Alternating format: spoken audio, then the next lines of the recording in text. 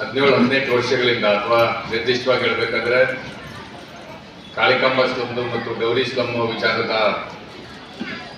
ಏನು ಒಂದು ಹೋರಾಟ ಶುರುವಾಯಿತು, ಅಲ್ಲಿಂದ ನಿರಂತರವಾಗಿ ಇದರ ಜೊತೆಯಲ್ಲಿ ಬೆಸೆದುಕೊಂಡು ನಾನು ಇರೋದ್ರಿಂದ ಇಲ್ಲಿ ಮಾತಾಡೋದೇನು ಕಷ್ಟ ಇಲ್ಲ. ಆದರೆ ನನಗೆ ಸಿದ್ದರಾಜ್ ಅವರು, ಪೂರ್ಣಿಮಾ ಅವರು ಕೊಟ್ಟಿರೋ ಸೂಚನೆ ಏನಂದ್ರೆ, ಚುನಾವಣೆ ಬಹಳ ಹತ್ತಿರದಲ್ಲಿದೆ. 26ನೇ ತಾರೀಕು ಲೋಕಸಭಾ ಚುನಾವಣೆ ಇದೆ. ಲೋಕಸಭಾ ಚುನಾವಣೆ ಹಿನ್ನೆಲೆಯಲ್ಲಿ ನಮ್ಮ ಶ್ರಮಿಕ ನಗರಗಳ ನಮ್ಮ ಬಂಧುಗಳಿಗೆ ಯಾವ ವಿಚಾರನ ಹೇಳಬೇಕು ಅದರ ಬಗ್ಗೆ ನೀವು ಮಾತಾಡಬೇಕು ಅಂತ ನನ್ಗೆ ಹೇಳಿದ್ದಾರೆ. ನಿಜ ಅಂದ್ರೆ ಇದು ಬಹಳ ಮುಖ್ಯವಾದ ವಿಚಾರ. ಈ ಹಿಂದೆ 2007-8ರಲ್ಲಿ ನಾವು ಮಂಡ್ಯದ, ಅವತ್ತು ನಾವು ಇದನ್ನ ಶ್ರಮಿಕ ನಗರಗಳ ಒಕ್ಕೂಟ ಅಂತ ಕರಿತಾ ಇರಲಿಲ್ಲ, ಮಂಡ್ಯ ಜಿಲ್ಲಾ ಸ್ಲಮ್ ಒಕ್ಕೂಟ ಅಂತ ಕರಿತಾ ಇದ್ವಿ. ಸ್ಲಮ್ ಒಕ್ಕೂಟದಿಂದ ಮಂಡ್ಯದಲ್ಲಿ ಮಾತ್ರ ಅಲ್ಲದೆ ಬೆಂಗಳೂರಿನಲ್ಲಿ ಬೇರೆ ಬೇರೆ ಕಡೆಯಲ್ಲಿ ಹೋರಾಟಗಳನ್ನ ಹಮ್ಮಿಕೊಂಡಿದ್ವಿ. ಯಾಕೆ ಅಂತಂದ್ರೆ, ಇಡೀ ಭಾರತ ದೇಶದಲ್ಲಿ ಏನು ಶ್ರಮಿಕನ ಜನ ವಾಸ ಮಾಡ್ತಾ ಇರ್ತಕ್ಕಂಥ ಸ್ಲಮ್ಗಳಿವೆ, ಅಲ್ಲಿಂದ ಅವ್ರನ್ನ ಎತ್ತಂಗಡಿ ಮಾಡಬೇಕು. ಅವ್ರು ವಾಸ ಮಾಡ್ತಾ ಇದ್ದಂತ ಜಾಗದಲ್ಲಿ ಅರ್ಧದಷ್ಟು ಜಾಗನ ಯಾರಾದ್ರೂ ಒಬ್ಬ ಬಿಲ್ಡರ್ಗೆ ಕೊಟ್ಟು ಇನ್ನು ಅರ್ಧದಷ್ಟು ಜಾಗನ ಮಾತ್ರ ಅವರು ಮನೆ ಕಟ್ಕೊಡೋ ರೀತಿಯಲ್ಲಿ ಮಾಡಬೇಕು. ಆ ಮನೆ ಕಟ್ಕೊಡೋದಿಕ್ಕೆ ಸ್ಲಮ್ ಜನರು 1 ಲಕ್ಷ, 2 ಲಕ್ಷ, 3 ಲಕ್ಷನ ಕಂತಲ್ಲಿ ಕಟ್ಟಬೇಕು ಅನ್ನೋ ರೀತಿಯ ಒಂದು ನೀತಿಯನ್ನ ತರಬೇಕು ಅಂತ ಹೊರಟಿದ್ರು. ಈ ಯೋಜನೆ ರೂಪುಗೊಂಡಿದ್ದು ವಾಜಪೇಯಿ ಅವರು ಪ್ರಧಾನಮಂತ್ರಿ ಆಗಿದ್ದಾಗ. ಆದರೆ ಆ ನಂತರದಲ್ಲಿ ಇಡೀ ದೇಶದಲ್ಲಿ ಸ್ಲಮ್ ಜನರು ಹೋರಾಟ ಮಾಡೋದ್ರಿಂದಾಗಿ ಆ ಸ್ಕೀಮು ಬದಲಾವಣೆ ಆಯಿತು. ರಾಜೀವ್ ಆವಾಸ್ ಯೋಜನೆ ಅಂತ ಒಂದು ಬಂತು. ಯಾಕೆ ನಾನು ಈ ವಿಚಾರ ಹೇಳ್ತಾ ಇದ್ದೀನಿ ಅಂತಂದ್ರೆ, ಕೇಂದ್ರ ಸರ್ಕಾರ ಏನು ಡೆಲ್ಲಿಯಲ್ಲಿ ಇವತ್ತು ನರೇಂದ್ರ ಮೋದಿ ಅವರು ಸಿಂಹಾಸನದ ಮೇಲೆ ಕೂತ್ಕೊಂಡು ನಾನು ಈ ದೇಶ ಆಳಕ್ಕೆ ಹುಟ್ಟಿರೋನು ಮತ್ತು ನಾನು ಸಾಯೋ ತನಕ ಈ ದೇಶನ ನನ್ನ ಕಪಿಮುಷ್ಟಿಲಿ ಇಟ್ಕೊಂಡಿರ್ತೀನಿ ಅಂತ ಭಾವಿಸಿದ್ದಾರೆ. ಅವರಿಗೆ ಈ ದೇಶದ ಜನ ನಮಗೆ ಏನ್ ಬೇಕಾಗಿದೆ ಈ ಚುನಾವಣೆಯಿಂದ ಮತ್ತು ಕೇಂದ್ರದಲ್ಲಿ ಆಳ್ವಿಕೆ ಮಾಡ್ತಿರೋ ಪಕ್ಷದಿಂದ ಅಂತ ಹೇಳೋ ಸಂದರ್ಭ ಇವತ್ತು ಬಂದಿದೆ. 20ನೇ ತಾರೀಕು ನಾವು ಎಲೆಕ್ಷನ್ ಅಲ್ಲಿ ವೋಟ್ ಹಾಕ್ಬೇಕು. ಇಲ್ಲಿ ಕೆಲವರು ಯುವಕರು ಇಲ್ಲಿ ಕೂತಿದ್ದೀರಾ, ಆದ್ರೆ ಬಹಳ ಹಿಂದಿನಿಂದ 20-30 ವರ್ಷದಿಂದ ಸ್ಲಮ್ಮಲ್ಲಿ ವಾಸ ಮಾಡ್ತಾ ಇರುವಂತ ಬಹಳ ಜನಕ್ಕೆ ವಾಂಬೆ ಅಂತ ಒಂದು ಹೆಸರು ಕೇಳಿದಿರ ನೀವು. ವಾಂಬೆ ಸ್ಕೀಮ್ ಅಂತ. ವಾಂಬೆ ಅಂದ್ರೆ ವಾಲ್ಮೀಕಿ ಅಂಬೇಡ್ಕರ್ ಅಂತ. ಈ ಬಾಂಬೆ ಸ್ಕೀಮ್ ನಲ್ಲಿ ನಮ್ಮಲ್ಲಿ ಮನೆ ಕಟ್ಟಬೇಕು ಅಂತ ಬಂದಿದ್ದು ಈಗೊಂದು 25 ವರ್ಷದ ಕೆಳಗಡೆ 40,000 ರೂಪಾಯಿ ಸರ್ಕಾರದಿಂದ ಕೊಡ್ತಾ ಇದ್ರು. ಉಳಿದಿದ್ದ ದುಡ್ಡನ್ನ ಒಂದು 80,000ದಲ್ಲಿ ಮನೆ ಕಟ್ಟಬೇಕಾಗಿತ್ತು. ಉಳಿದಿದ್ದ ದುಡ್ಡನ್ನ ಬಡ ಜನರು ಕಂತಲ್ಲಿ 100 ರೂಪಾಯಿ 200 ರೂಪಾಯಿನ 20 ವರ್ಷ ಕಟ್ಟಿ ಆ ಮನೆ ಅವ್ರದ್ದು ಅಂತ ಆಗ್ಬೇಕಾಗಿತ್ತು. ಈ ಸ್ಕೀಮ್ ಬಂದಿದ್ದು ಕೂಡ ಹೋರಾಟದಿಂದ. ಮಂಡ್ಯದಲ್ಲಿ ನಿಮ್ಗೆಲ್ಲರಿಗೂ ಕೂಡ ಗೊತ್ತಿದೆ, ಮಂಡ್ಯದೊಳಗಡೆ ನಾವು ಏನು ಇವತ್ತು ಸ್ಲಮ್ಗಳಲ್ಲಿ ವಾಸ ಮಾಡ್ತಾ ಇದ್ದೀವಿ, ಇವೆಲ್ಲ ಕೂಡ ನೋಟಿಫಿಕೇಶನ್ ಆಗಿದ್ದು, ಸ್ಲಮ್ ಅಂತ ಘೋಷಣೆ ಆಗಿದ್ದು 1978-79ರಲ್ಲಿ ಎಸ್ ವಂದಯ್ಯನವರು ಮಂಡ್ಯ ನಗರಸಭೆ ಅಧ್ಯಕ್ಷರಾಗಿದ್ದಾಗ. ಅವತ್ತಿನಿಂದ ಇವತ್ತಿನ ತನಕ ಸ್ಲಮ್ ಜನ ಒಂದಲ್ಲ ಒಂದು ರೀತಿಯಲ್ಲಿ ಹೋರಾಟ ಮಾಡ್ಕೊಂಡು ಬಂದಿದ್ದಾರೆ. ಈ ಹೋರಾಟ ಮಾಡೋದರ ಭಾಗವಾಗಿ ಇವತ್ತಿನ ದಿವಸ ಹಕ್ಕುಪತ್ರಗಳನ್ನ ಪಡ್ಕೊಳ್ತಾ ಇದ್ದೀವಿ, ಮನೆಗಳನ್ನು ಪಡ್ಕೊಳ್ತಾ ಇದ್ದೀವಿ. ಮತ್ತು ಆ ಕಾರಣಕ್ಕಾಗಿ ನಾವು ಇವತ್ತು ಶ್ರಮಿಕ ಜನರ ಗೆಲುವಿನ ಸಮಾವೇಶ ಅಂತ ಮಾಡ್ತಾ ಇದ್ದೀವಿ. ಅದೇ ಇತಿಹಾಸನ ನಾವು ಜ್ಞಾಪಿಸ್ಕೊಳ್ತಾ ಇದ್ರೆ ಇದು ಹೆಂಗ್ ಬಂತು? ಇವತ್ತು ನಾವು ಗೆಲುವಿನ ಸಮಾವೇಶ ಅಂತ ಬೋರ್ಡ್ ಹಾಕಿ ನಾವು ಬ್ಯಾನರ್ ಅಲ್ಲಿ ಗೆಲುವಿನ ಸಮಾವೇಶ ಪ್ರಕಾಶ್ ಅವರು ನಗರಸಭೆ ಅಧ್ಯಕ್ಷರಾಗಿದ್ದಾಗ 78ನೇ ಇಸ್ವಿನಲ್ಲಿ ಸ್ಲಮ್ ಅಂತ ಘೋಷಣೆ ಆಯಿತು. ಅಲ್ಲಿಂದ 2000 ಇಸ್ವಿ ತನಕ ಒಂದು ಹಂತ ಮಂಡ್ಯದ ಸ್ಲಮ್ ಜನರು ಏನ ಅಂತಾನಪ್ಪ ಅಂತಂದ್ರೆ, ಒಂದೇ ಪಕ್ಷಕ್ಕೆ ಓಟ್ ಹಾಕೋದು, ಒಂದೇ ಕುಟುಂಬದವರು ನಮ್ಮನ್ನ ದಬ್ಬಾಳಿಕೆ ಮಾಡೋದಕ್ಕೆ ಬಿಡೋದು ಮತ್ತು ನಮ್ಮನ್ನ ಒಂದು ಒಂದ್ ಕಡೆಯಿಂದ ಓಡಿಸಿದ್ರೆ ನಾವು ಇನ್ನೊಂದ್ ಕಡೆಗೆ ಹೋಗಿ ಶೆಡ್ ಹಾಕೊಳ್ಳೋದು. ಇವತ್ತು ಯಾವುದನ್ನ ಮಂಡ್ಯ ಒಳಗಡೆ ಅತ್ಯಂತ ದೊಡ್ಡ ಚೌಲ್ಟ್ರಿಗಳಲ್ಲಿ ಒಂದು ಅಂತ ಹೇಳ್ತಾ ಇದ್ದಾರೆ. ಆ ಚೌಲ್ಟ್ರಿ ಜಾಗ ಇವತ್ತಿಗೂ ನಮ್ಮ ಹೆಸರಲ್ಲಿದೆ, ಮಂಡ್ಯದ ಸ್ಲಮ್ ಜನರ ಹೆಸರಿನಲ್ಲಿದೆ. ಕಾಳಿಕಾಂಬ ಸಮುದಾಯ ಭವನ ಒಂದಲ್ಲ ಅಂತ ಒಂದರ ಪಕ್ಕ ಒಂದು 2 ಕಟ್ಕೊಂಡವ್ರು. ಇವತ್ತು ಆ ಇಡೀ ಜಾಗದಲ್ಲಿ, ಆ 3 ಎಕರೆ ಜಾಗದಲ್ಲಿ ಮಂಡ್ಯದ ಸ್ಲಮ್ ಜನರ ಇದ್ದವನ್ನ ಅಲ್ಲಿಂದ ಒದ್ದು ಓಡಿಸಿ ಅದನ್ನ ನಾಲ್ಮನ್ವಾಡಿ ಸ್ಲಮ್ಮು, ಅದನ್ನ ಡೌರಿ ಸ್ಲಮ್ಮು, ಎಸ್ ಟಿ ಜಯರಾಮ್ ಬಡಾವಣೆ, ಈ ರೀತಿಯಲ್ಲಿ ಬೇರೆ ಬೇರೆ ಏನು ಕಟ್ಟಿದ್ರು ಇದನ್ನ ದನಿ ಎತ್ತಿ ವಿರೋಧಿಸೋದಕ್ಕೆ ನಮ್ಗೆ ಶಕ್ತಿ ಇರಲಿಲ್ಲ. ಆ ಶಕ್ತಿ ಬಂದಿದ್ದು ಅಫ್ಕೋರ್ಸ್ ಎಸ್.ಎನ್. ಹೊನ್ನಯ್ಯನವರು ಮಧ್ಯದಲ್ಲಿ ಪ್ರಯತ್ನ ಪಡ್ತಾ ಇದ್ರು. ಡೌರಿ ಸಮಾಜದವರಿಗೆ ಬರೀ 50 ಮನೆ ಕಟ್ಸೋದಕ್ಕೋಸ್ಕರ ಎಸ್. ಹೊನ್ನಯ್ಯನವರಂತ ಒಬ್ಬ ಹಿರಿಯ ರಾಜಕಾರಣಿ, ಹಿರಿಯ ದಲಿತ ಮುಖಂಡ ಬಹಳ ಒದ್ದಾಟ ಮಾಡ್ಬೇಕಾಗಿ ಬಂದಿತ್ತು. ಅಲ್ಲಿ ಡೌರಿ ಸಮಾಜ ಅನ್ನುವಂತ ಒಂದು ಅಲೆಮಾರಿ ಬುಡಕಟ್ಟಿಗೆ ಸೇರಿದಂತ ಸಮುದಾಯಕ್ಕೆ ಇಡೀ ರಾಜ್ಯದಲ್ಲಿ ಆ ಸಮುದಾಯಕ್ಕೆ ಸೇರಿದ ಪ್ರಪ್ರಥಮ ಸರ್ಕಾರಿ ಸವಲತ್ತು ಏನಿತ್ತು ಆ ಸರ್ಕಾರಿ ಸವಲತ್ತನ್ನ ಅಲ್ಲಿ ಕೊಡಿಸಿದಾಗ ಅದಕ್ಕೂ ಕೂಡ ಮಂಡ್ಯದ ಪಾಳೆಗಾರರು ಅಡ್ಡ ಹಾಕಿದ್ರು. ಅವತ್ತು ಉಟ್ಕೊಂಡಿದ್ದು ಸ್ಲಮ್ ಒಕ್ಕೂಟ. ಆ ಸ್ಲಮ್ ಒಕ್ಕೂಟ ಅವತ್ತು ಉಟ್ಕೊಂಡು ಅಲ್ಲಿಂದ ಮುಂದಕ್ಕೆ ಇವತ್ತಿನ ತನಕ ಮಂಡ್ಯದಲ್ಲಿ ಒಂದೇ ಒಂದು ಸ್ಲಮ್ ಎತ್ತಂಗಡಿ ಆಗಿಲ್ಲ. ಎತ್ತಂಗಡಿ ಆಗದೆ ಇದ್ರೆ ಅದಕ್ಕೆ ಕಾರಣ ಸ್ಲಮ್ ಒಕ್ಕೂಟ ಮತ್ತು ನಿಮ್ಮ ಹೋರಾಟ.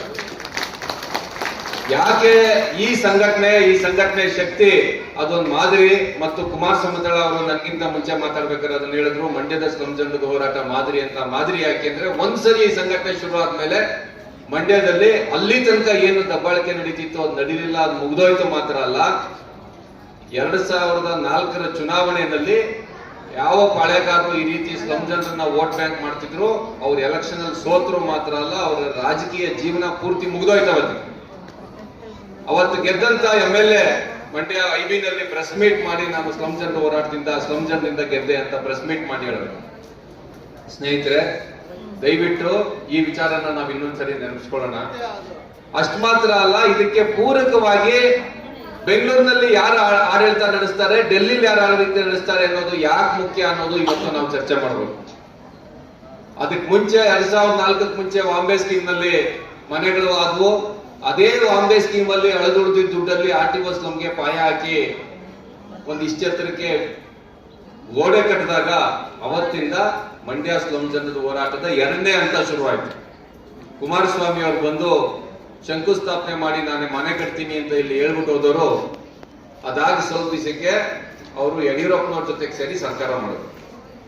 ದಯವಿಟ್ಟು ಇದು ಕೇಳಿಸ್ಕೊಳ್ಳಿ. ಈ ರಾಜ್ಯದಲ್ಲಿ ರಾಜಕಾರಣ ಹೆಂಗ್ ಬದಲಾಗಿದೆ, ನಮ್ ಸ್ಲಮ್ ಜನರ ಸಮಸ್ಯೆ ಕೂಡ ಹಂಗೆ ಬದಲಾಗಿದೆ. ಅದಕ್ಕೋಸ್ಕರ ಕುಮಾರಸ್ವಾಮಿ ಅವರು ಬಂದು ಶಂಕುಸ್ಥಾಪನೆ ಮಾಡಿ RTO ಸ್ಲಮ್ದು ನಾನು ಇಲ್ಲಿ ಮನೆ ಕಟ್ತೀನಿ, ಮುಂದಿನ ಎಲೆಕ್ಷನ್ ನನಗೆ ಓಟ್ ಹಾಕಿ ಅಂತ ಹೇಳಿದವರು, ಯಡಿಯೂರಪ್ಪನವ್ರ ಜೊತೆಗೆ ಸೇರಿ ಸರ್ಕಾರ ರಚನೆ ಮಾಡಿದವರು, ಅಲ್ಲೇ ಪಕ್ಕದಲ್ಲಿ ಅಭಿನವ ಭಾರತಿ ದಾದನ್ ಕೈಲಿ ಕೈ ಜೋಡಿಸ್ಬಿಟ್ಟು ಸ್ಟೇ ತಂದು RTO ಸ್ಲಮ್ದವ್ರನ್ನ ಕೆರೆಗೆ ಹಾಕಿ ಕೆರೆಯಲ್ಲಿ ನೀರು ನುಗ್ಗಿ ಅವ್ರ ಮನೆಗೆ ಕಷ್ಟಪಟ್ಟರು ಕೂಡ ಏನಪ್ಪಾ ನಿಮ್ ಕತೆ ಅಂತ ಕೇಳಿದವರು ಒಬ್ರು ಈ ಒಂದು ಮಂಡ್ಯದಲ್ಲಿ ಇರ್ಲಿಲ್ಲ. ಮತ್ತು ಬೆಂಗಳೂರಿನಲ್ಲಿ ಆಳ್ವಿಕೆ ಮಾಡ್ತಾ ಇದ್ದಂತ ಯಡಿಯೂರಪ್ಪ ಮಂಡ್ಯದ ಒಂದು ಸ್ಲಮ್ ಜನರದ್ದು ವಿಚಾರಕ್ಕೆ ಫೋನ್ ಹಾಕಿ DC-ಗೆ ನೀವು ಅವ್ರಿಗೆ ಬಿಡಬಾರ್ದು, ಆ ಜಾಗನ ವಾಪಸ್ಸು ವಿಶ್ವ ಹಿಂದೂ ಪರಿಷತ್ತಿನ ಉಪಾಧ್ಯಕ್ಷನ ಕೈಗೆ ಕೊಡ್ಬೇಕು ಅಂತ ಹೇಳಿದ್ಯಲ್ಲ, ಇದನ್ನ ನಾವು ಮಂಡ್ಯ ಜನ ಎದುರಿಸಿ ನಿಂತಿದ್ದೀವಿ. ಅದೇ ಸಂದರ್ಭದಲ್ಲಿ ನಡೆದ ಉಪಚುನಾವಣೆಯಲ್ಲಿ ನಮ್ಮ ಭೂಮಿ ನಮ್ಮ ಹಕ್ಕು ಅಂತ ಬಾಬಾ ಸಾಹೇಬ್ ಅಂಬೇಡ್ಕರ್ ಅವರ ಪರಿನಿರ್ವಾಣದ ದಿನ ನಾವಲ್ಲಿ ಹೋಗಿ ಶೆಡ್ ಹಾಕಿ ಇವತ್ತಿನ ದಿವಸ ಮತ್ತೆ ಡಿಕ್ಲೇರ್ ಮಾಡಿಸ್ಕೊಳ್ಳೋದಕ್ಕೆ ನಮ್ಗೆ ಸಾಧ್ಯ ಆಗಿದೆ. ಅದು ಸ್ವಲ್ಪ ಮುಖದ ಹೋರಾಟ. ಆದ್ರೆ ಸ್ನೇಹಿತರೆ, ಇದು ಬರೀ ಬೆಂಗಳೂರಿನಲ್ಲಿ ಆಳ್ವಿಕೆ ಮಾಡಿದವ್ರು ಮಾತ್ರ ಅಲ್ಲ.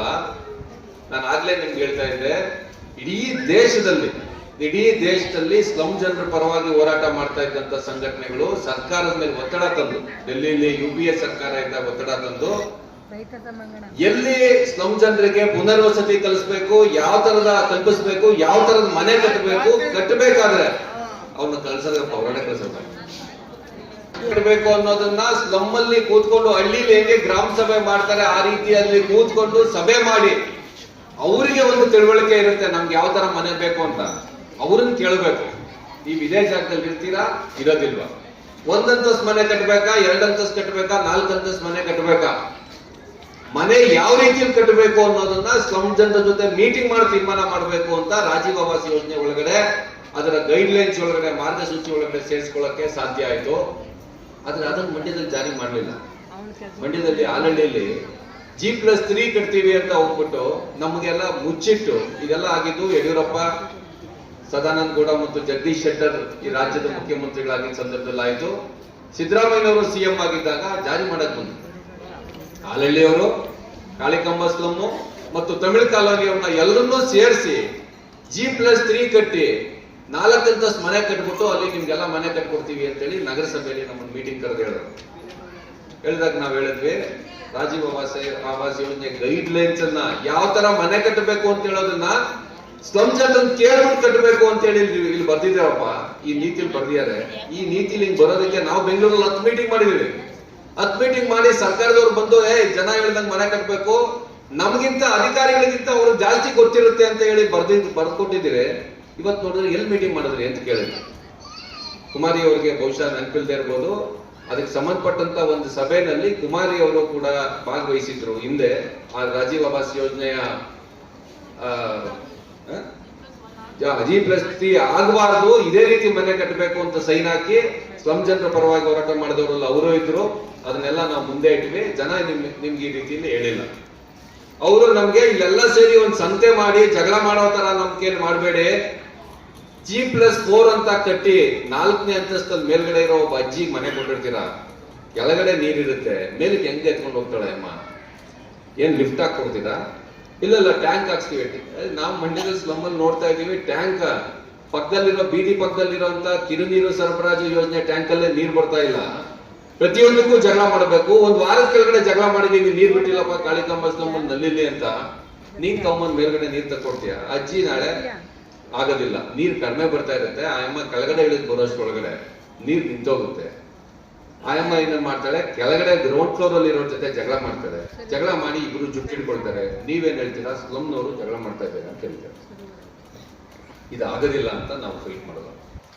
ಇದು ಫೈಟ್ ಮಾಡಕ್ ಹೆಂಗ್ ಸಾಧ್ಯ ಆಯ್ತು ಅಂದ್ರೆ ರಾಜೀವ್ ಆವಾಸ್ ಯೋಜನೆಯ ಗೈಡ್ ಲೈನ್ಸ್ ನಲ್ಲಿ ಸ್ಲಮ್ ಸಂಘಟನೆಗಳು ಬೆಂಗಳೂರಿನಲ್ಲಿ, ಡೆಲ್ಲಿಲಿ, ಬಾಂಬೆಲಿ ಜಗಳ ಮಾಡಿ ಕೂತ್ಕೊಂಡು ಇದೇ ರೀತಿಯಲ್ಲಿ ನಡಿಬೇಕು ಅಂತ ನಾವು ಹೇಳಿದ್ವಿ. ನಾವು ಹೋರಾಟ ಮಾಡಿದ್ರಿಂದ ಅದನ್ನ ಕೇಳಿಸ್ಕೊಳ್ಳುವಂತ ಒಂದು ಗೌರ್ಮೆಂಟ್ ಇತ್ತು. ಕಾಂಗ್ರೆಸ್ನವರು ಧರ್ಮಾತ್ಮರು ಅಂತ ನಮ್ಮ ಅನಿಸಿಕೆ ಅಲ್ಲ, ಆದ್ರೆ ಅವ್ರ ಜೊತೆಗೆ ಹೋರಾಟ ಮಾಡಕ್ ಸಾಧ್ಯ ಆಗಿ ಸ್ಲಮ್ ಜನರ ಮಾತಿನ ಪ್ರಕಾರ ಮನೆ ಕಟ್ಟಬೇಕು, ಆ ರೀತಿಯಲ್ಲಿ ನೀವು ನೀತಿ ರೂಪಿಸ್ಬೇಕು ಅಂತ ಹೇಳಕ್ಕಾಯ್ತು. ಇವಾಗ ಬಂದು ಕೂತಿರೋರು ಘಾತಕರು. ಅವ್ರ ಹತ್ರ ಹೋರಾಟ ಮಾಡೋದ್ರಿಂದ ಪ್ರಯೋಜನ ಆಗೋದಿಲ್ಲ. ಯಾರು ಘಾತಕರು? ನರೇಂದ್ರ ಮೋದಿ ಮತ್ತು ಸರ್ಕಾರ ಏನಿದೆ, ಡೆಲ್ಲಿ ಸುತ್ತ ರೈತರು ಲಕ್ಷಾಂತರ ಸಂಖ್ಯೆಯಲ್ಲಿ ಬಂದು ಕೂತ್ಕೊಂಡು 14 ತಿಂಗಳು ಬಿಸಿಲಲ್ಲಿ, ಸುಡು ಬಿಸಿಲು ಅಂದ್ರೆ ಡೆಲ್ಲಿ ಬಿಸಿಲು ಹೆಂಗಿರುತ್ತೆ ಅಂತ ನಿಮ್ಗೆ ಗೊತ್ತೇ ಇಲ್ಲ. ಸುಟ್ಟು ಬೆಂದು ಹೋಗ್ತಾರೆ ಜನ ಒಳಗಡೆ. ಮತ್ತು ಅಲ್ಲಿ ಚಳಿ ಹೆಂಗಿರುತ್ತೆ ಅಂತಂದ್ರೆ ಅದು ಅದೇ ರೀತಿಯಲ್ಲಿ ಜನ ಚಳಿಗೆ ಸತ್ತೋಗ್ತಾರೆ. ಅಂತ ಜಾಗದಲ್ಲಿ ಲಕ್ಷಾಂತರ ಜನ ರೈತರು ಬಂದು ಕೂತ್ಕೊಂಡು 14 ತಿಂಗಳು ಕೂತ್ಕೊಂಡ್ರೆ 745 ಜನ ಸತ್ತೋದ್ರಲ್ಲಿ ಆ ಪ್ರಾಣ ಕಳ್ಕೊಂಡ್ರು. ಈ ಘಾತಕನಾಗಿದ್ದವನು ಅಲ್ಲಿ ಕೂತ್ಕೊಂಡಿದ್ದವನು ಅವನು ರಾಜ ಅಂತ ತಿಳ್ಕೊಂಡ್ಬಿಟ್ಟಿದ್ದಾನೆ. ಕೂತ್ಕೊಂಡು ಆ ಜನರ ಹತ್ರ ಹೋಗಿ ಕೇಳಿಲ್ಲ, ನಿಮ್ದೇನಪ್ಪ ಕತೆ ಅಂತ ಕೇಳಲಿಲ್ಲ. ಒಂದು ಯಾವುದೇ ಸರ್ಕಾರ ಬಂದಿರುವಂತ ಸರ್ಕಾರ ಅವರು ಜನರಿಗೆ ತಾವೇ ಬಂದು ಎಲ್ಲ ಮಾಡ್ಕೊಟ್ಬಿಟ್ರು ಅಂತ ಅನ್ನೋದು ವಾಸ್ತವ ಅಲ್ಲ. ಕಾಂಗ್ರೆಸ್ ಸರ್ಕಾರವೂ ಮಾಡ್ಕೊಟ್ಟಿಲ್ಲ. ಮಂಡ್ಯದಲ್ಲಿ ಜನ ಅರಕೆ ಹೊತ್ಕೊಂಡು ಆಸ್ಪತ್ರೆಯಿಂದ ಗುಣ ಆಗಿ ವಾಪಸ್ ಬರ್ಲಿ ಅಂತ ಬೇಡ್ಕೊಂಡು ಅರಕೆ ಹೊತ್ಕೊಂಡಿದ್ದ ಒಬ್ಬ ಮನುಷ್ಯ ಇಲ್ಲಿ ಲೀಡರ್ ಆಗಿದ್ರು, ಚಿತ್ರ ನಟರು. ಅವರು ಸ್ಲಮ್ ಇಲಾಖೆಗೆ ಮಿನಿಸ್ಟರ್ ಆಗಿದ್ರು. ಅವರು ಒಳ್ಳೇದ್ ಮಾಡಿದ್ರು. ನಮ್ಗೆ ಗೊತ್ತಿದೆ ಅವ್ರ ವಿರುದ್ಧ ಮಂಡ್ಯದ ಧಿಕ್ಕಾರ ಕೂಗ್ದವ್ರು ಫಸ್ಟ್ ನಾವೇನೆ. ಕೃಷ್ಣ ಪ್ರಕಾಶ್ ಅವರು ವೇದಿಕೆ ಮೇಲೆ ಕೂತಿದ್ದಾರೆ. ಐವಿನಲ್ಲಿ ಫಸ್ಟ್ ಟೈಮು ಮಂಡ್ಯದಲ್ಲಿ ಅವ್ರು ಧಿಕ್ಕಾರ ಕೂಗಿದ್ ನಾವೇನೆ. ಏನೂ ಮಾಡಿಲ್ಲ. ಆಲ್ರೆಡಿ ಸ್ಲಮ್ ಅಲ್ಲಿ G+3 ಕಟ್ತೀವಿ ಅಂತ ಹಠ ತೊಟ್ಟಾಗ ಇವತ್ತು ಅಂಬೇಡ್ಕರ್ ಜಯಂತಿ ದಿವಸ ಕರೆಕ್ಟ್ ಆಗಿ ಇವತ್ತಿಗೆ 7 ವರ್ಷದ ಕೆಳಗಡೆ ನಾವು DC ಆಫೀಸ್ ಮುಂದೆ ಧರಣಿ ಕೂತ್ಕೊಂಡ್ವಿ. 12ನೇ ತಾರೀಕು ಕೂತ್ಕೊಂಡ್ವಿ. ರಾತ್ರಿ ಮಳೆ ಬಂತು, ಅಲ್ಲೇ ಮಳೆಯಲ್ಲಿದ್ವಿ. 13ನೇ ತಾರೀಕು ರಾತ್ರಿ ಅಲ್ಲೇ ಮಲ್ಕೊಂಡ್ವಿ. 14ನೇ ತಾರೀಕು ಹಿಂದ್ಗಡೆ DC ಆಫೀಸ್ ಪಾರ್ಕ್ ಅಲ್ಲಿ ಆದ ಅಂಬೇಡ್ಕರ್ ಜಯಂತಿ ಮಾಡ್ಕೊಂಡ್ರೆ ನಾವ್ ಇಲ್ಲಿ ಮುಂದ್ಗಡೆ ಉಪವಾಸ ಕೂತಿದೀವಿ. ವಾಪಸ್ ಬಂದು ಒಪ್ಕೊಂಡು ನಾನು G+1 ಕಟ್ತೀನಿ ಅಂತ ಹೇಳಕ್ಕೆ ಹೋಗುವಂಗೆ ಮಾಡ್ಬೇಕಾಗ್ಬಂತು. ಆದ್ರೆ ಕನಿಷ್ಠ ಆ ಮನುಷ್ಯ ಕೇಳಕ್ ರೆಡಿ. ನಾವು ಹೋರಾಟ ಮಾಡಿದಾಗಾದ್ರೂ ಕೂಡ ಕೇಳಿ, ಆಯ್ತಪ್ಪ ನೀವು ಇವತ್ತು G+1 ಅಲ್ಲೇ ಮನೆ ಕಟ್ಸಿ, ನಾನು ಇದಕ್ಕೆ ಒಪ್ಕೊಂಡು ಕಟ್ಟಿದ್ರೆ ನನಗೆ ಹೂನಾರ ಹಾಕಿ, ಇಲ್ಲಾಂದ್ರೆ ಚಪ್ಪಲಿ ಹಾರ ಹಾಕಿ ಅಂತ ಹೇಳ್ಬಿಟ್ಟು ಹೋಯ್ತು. ನಪ್ಪ ಇದೆ ನಿಮಗೆ. ಇದು ನಡೀತು ಮಂಡ್ಯದೊಳಗಡೆ. ಆದ್ರೆ ಬರೋಕೆ ರೆಡಿ ಇಲ್ಲದೆ ಇರೋಂಥವ್ರು ಇವಾಗ ಅಧಿಕಾರ ನಡೆಸ್ತಾ ಇದ್ದಾರೆ. ಮತ್ತು ಆ ರಾಜೀವ್ ಆವಾಸ್ ಯೋಜನೆಯನ್ನ, ಯಾವ ರಾಜೀವ್ ಆವಾಸ್ ಯೋಜನೆಯ ಗೈಡ್ ಲೈನ್ಸ್ ಸ್ಲಮ್ ಜನರ ಪರವಾಗಿ, ಬಡ ಜನರ ಪರವಾಗಿ, ಪ್ರಜಾತಾಂತ್ರಿಕವಾಗಿ ಆ ಜನ ಹೇಳಿದಂಗೆ ನಾವು ಕಟ್ತೀವಿ ಅಂತಿತ್ತು, ಅದನ್ನ ಕಿತ್ತು ಮೂಲೆ ಬಿಸಾಕಿ ಇವಾಗ ಪ್ರಧಾನ ಮಂತ್ರಿ ಆವಾಸ್ ಯೋಜನೆ ಅಂತ ಹೇಳೋದು. ಪ್ರಧಾನಮಂತ್ರಿ ಆವಾಸ್ ಯೋಜನೆ, ಪ್ರಧಾನಮಂತ್ರಿ ಜನೌಷಧಿ, ಪ್ರಧಾನಮಂತ್ರಿ ಕಿಸಾನ್ ಸಮ್ಮಾನ್ ಯೋಜನೆ, ಪ್ರಧಾನಮಂತ್ರಿ ರಸ್ತೆ ಯೋಜನೆ, ಪ್ರಧಾನಮಂತ್ರಿ ಚರಂಡಿ ಯೋಜನೆ ಅಂತ ಏನ್ ಕಟ್ತಾ ಇದ್ದಾರೆ, ಹೆಸರಿಗೆ ಮಾತ್ರ ಪ್ರಧಾನಮಂತ್ರಿ ಇದೆ. ಬದಲಿಗೆ ಕಾಸು 30-40% ಸೆಂಟ್ರಲ್ ಗೌರ್ಮೆಂಟ್, 60-70% ಸ್ಟೇಟ್ ಗೌರ್ಮೆಂಟ್. ಪ್ರಧಾನಮಂತ್ರಿ ಅಂತ ಹೆಸರಿದ್ದು ಬೋರ್ಡ್ ಹಾಕಿ ಏನೇನ್ ಹಾಕಿದ್ದಾರೆ, ಅದ್ಯಾವುದು ಮೋದಿಯವರ ಅಪ್ಪನ ಮನೆ ದುಡ್ಡು ಹೆಂಗೂ ಅಲ್ಲ, ಆದ್ರೆ ಕೇಂದ್ರ ಸರ್ಕಾರದ ದುಡ್ಡು ಅಲ್ಲ, ಅದು ರಾಜ್ಯ ಸರ್ಕಾರದ ದುಡ್ಡು ಒಳಗಡೆ ಜಾಸ್ತಿ ಇದೆ. ಪ್ರಧಾನಮಂತ್ರಿ ಆವಾಸ್ ಯೋಜನೆ ಒಳಗಡೆ ಕೂಡ 40% ಸೆಂಟ್ರಲ್ ಗೌರ್ಮೆಂಟ್, 60% ಸ್ಟೇಟ್ ಗೌರ್ಮೆಂಟ್ ಇದೆ. 1.5 ಲಕ್ಷ ಸೆಂಟ್ರಲ್ ಗೌರ್ಮೆಂಟ್ ಕೊಡ್ಬೇಕು. ದುರಂತ ಅಂದ್ರೆ, ದೌರ್ಭಾಗ್ಯ ಅಂದ್ರೆ ಅದಕ್ಕೆ GST ಅಂತ ಹಾಕಿ ಅದರೊಳಗಡೆ 1,38,000 ರೂಪಾಯಿ ವಾಪಸ್ ಕೊಡ್ತಾರೆ ಅವರು. 12,000 ರೂಪಾಯಿ ಮಾತ್ರ ಕೊಡ್ತಾರೆ. ಹೆಸರು ಪ್ರಧಾನಮಂತ್ರಿ ಆವಾಸ್ ಯೋಜನೆ. ನಾಚಿಕೆ ಆಗ್ಬೇಕು ಅವ್ರಿಗೆ. ಮಾನ ಮರ್ಯಾದೆ ಇಲ್ಲದೆ ಇರೋ ಜನ ಡೆಲ್ಲಿಲಿ ಆಳ್ವಿಕೆ ಮಾಡ್ತಾ ಇದ್ದಾರೆ. ನಾವು ಅಂತವ್ರಿಗೆ ಓಟ್ ಹಾಕೊಂಡು ಕೂತ್ಕೊಂಡಿದ್ದೀವಿ. ಇಂಥ ದುಷ್ಟರನ್ನ, ಈ ಸರ್ಕಾರವನ್ನ ಇದನ್ನ ಕಿತ್ತೊಗಿಬೇಕು ನಾವು. ಸ್ಲಮ್ ಜನರ ಭೂಮಿಯನ್ನ ಕಿತ್ಕೊಳ್ಳೋದಕ್ಕೆ ನಾವು ಮುಂಚೆ ಸಿಟಿಯಿಂದ ಹೊರಗಡೆ ಇದ್ವಿ. ಸಿಟಿ ಇದ್ದಿದ್ದು ಇಲ್ಲಿ ಆನೆಕೆರೆ ಬೀದಿ ಸುತ್ತಮುತ್ತ ಇತ್ತು. ಅದು ಕೊನೆಯಲ್ಲಿ ಅಲ್ಲಿ ಕಾಳಿಕಾಂಬ ದೇವಸ್ಥಾನದ ಹತ್ರ ಒಂದಷ್ಟು ಸ್ಲಮ್ ಇತ್ತು. ನಮ್ಮನ್ನ ಎತ್ತಿ ತೆಗೆದು ದೂರಕ್ಕೆ ಹಾಕಿದ್ರು. ಆಮೇಲೆ ತಮಿಳ್ ಕಾಲೋನಿ ಇತ್ತು, ಅದನ್ನ ಹಾಕಿ ನಾವು ಊರಿಂದ ಹೊರಗಡೆ ಹೋಗ್ತಾ ಇರ್ತೀವಿ. ಊರ್ ಬೆಳಕೊಂಡ್ ಬರುತ್ತೆ, ನಾವು ಮಧ್ಯಕ್ಕೆ ಬರ್ತೀವಿ. ಮಧ್ಯಕ್ಕೆ ಬಂದ ತಕ್ಷಣ ಯಾವಾಗೂ ಅದ್ರ ಸೈಟ್ ಮೇಲೆ ಕಂಡು ಬೀಳುತ್ತೆ, ಸ್ಲಮ್ ಜನರು ಹೊರಗಾಕಿ ಅಂತಾರೆ. ತಮಿಳ್ ಕಾಲೋನಿ ಅವ್ರು ಹೊರಗಾಕಿ ಅಂತಿರೋದು ಹಂಗೆ. ತಮಿಳ್ ಕಾಲೋನಿ ಇದ್ದಾಗ ತಮಿಳ್ ಕಾಲೋನಿ ಊರ್ ಹೊರಗಡೆ ಇದ್ದಿದ್ದದು. ಇವಾಗ ಊರ್ ದೊಡ್ಡದಾಗ್ಬಿಟ್ಟು ತಮಿಳ್ ಕಾಲೋನಿ ಮಧ್ಯಕ್ಕೆ ಬಂದ ತಕ್ಷಣ ಮೆಡಿಕಲ್ ಕಾಲೇಜಿಗೆ ಜಾಗ ಬೇಕು, ಕಿತ್ತು ಬಿಸಾಕಿ ಇವ್ರನ್ನ.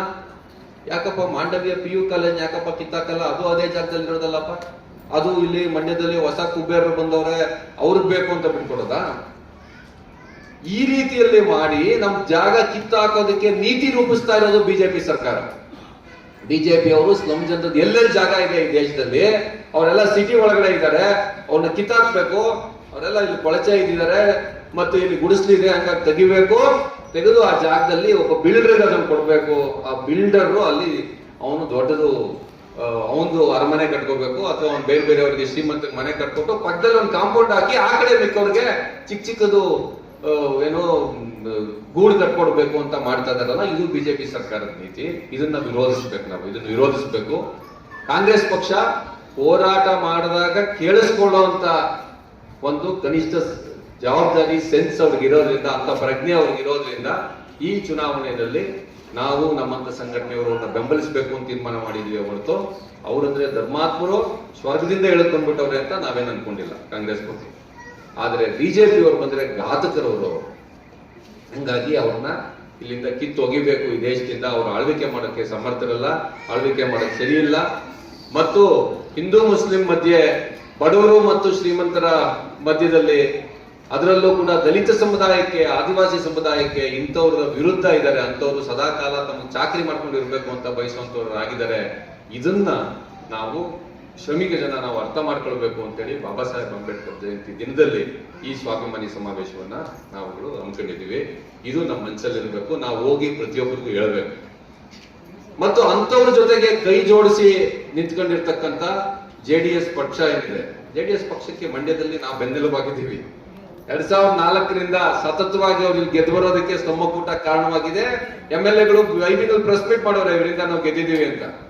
ಆದ್ರೆ ಅದೇ ಜನ ಹೋಗಿ ಇವ್ರ ಜೊತೆಗೆ ಕೈ ಜೋಡಿಸಿ ಯಡಿಯೂರಪ್ಪನ ಕೈಲಿ ಫೋನ್ ಮಾಡಿಸಿ ಅಭಿನವ್ ಭಾರತಿ ದಾದನ್ ಪರವಾಗಿ ಇವರು ಶಿಫಾರಸ್ ಮಾಡಿಸ್ತಾರಲ್ಲ, ಇಂಥವ್ರ ಪರವಾಗಿ ನಾವು ನಿಂತ್ಕೊಳ್ಬಾರ್ದು.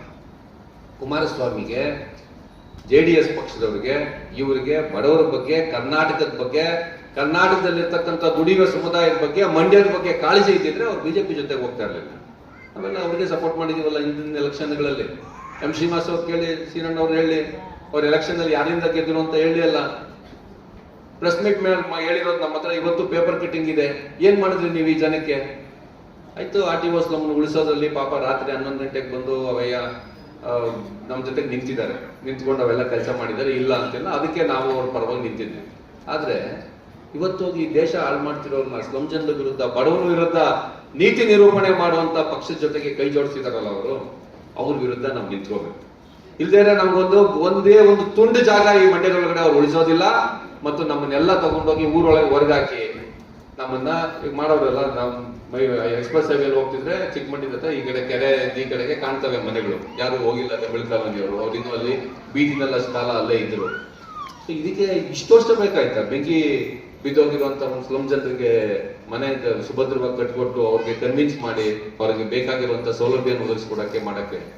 ಹೀಗಾಗಿ ಸ್ನೇಹಿತರೆ, ಈ ಬಿಜೆಪಿ ಪಕ್ಷ ಮತ್ತು ಬಿಜೆಪಿ ಪಕ್ಷದ ಜೊತೆಗೆ ಕೈ ಜೋಡಿಸಿರ್ತಕ್ಕಂಥ JDS ವಿರುದ್ಧ ನಾವು ಸ್ಪಷ್ಟವಾದ ನಿಲುವು ತೆಗೆದುಕೊಳ್ಬೇಕು.